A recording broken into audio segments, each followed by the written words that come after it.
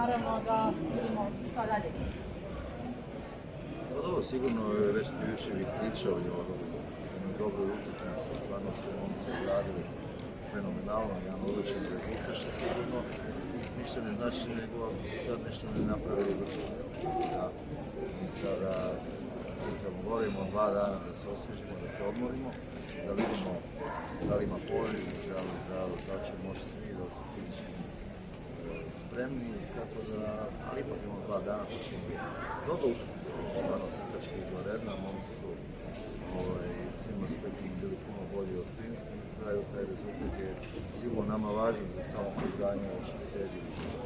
Grci su poljuljani u svakom slučaju, ali nikada bezopasni. Utakmicu sigurno će razmišljati o tome da nemaju više šanse, pa da će biti lagano utakmice, sigurno je na teške utakmice, pogotovo nama Bosni i Hercegovini baš ne odgovara ta Grčka neka cijelu ovu povijest, tako da sutra ili preko sutra ćemo sigurno opet morat dati sve ovako do ovu utakmicu da bi dobro.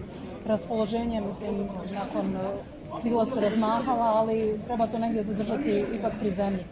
Pa ja mislim da su oni pri zemlji, pogotovo zato što imamo još uvijek manjka bodove i zato što mi svaka nam je sada odlučujuća, tako da ne vjerujem da će tu biti neke euforije. Samo treba čestitati momcima, stvarno su odradili i odigrali mnogo. Hvala.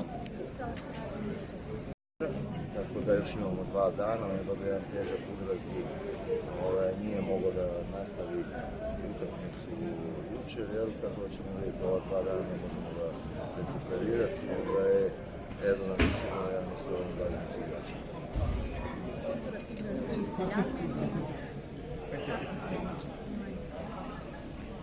Pa neko da mi je rekao jučer da će Lichtenstein uzeti bod ili da će igrati nevečno sami, rekao bi da je to nemoguće, tako da mi se nadamo da može svašta se desi, sigurno da su Finci posao malo i poljuljani, ali opet igraju kući, tako da će to biti sve do kraja će se učiniti.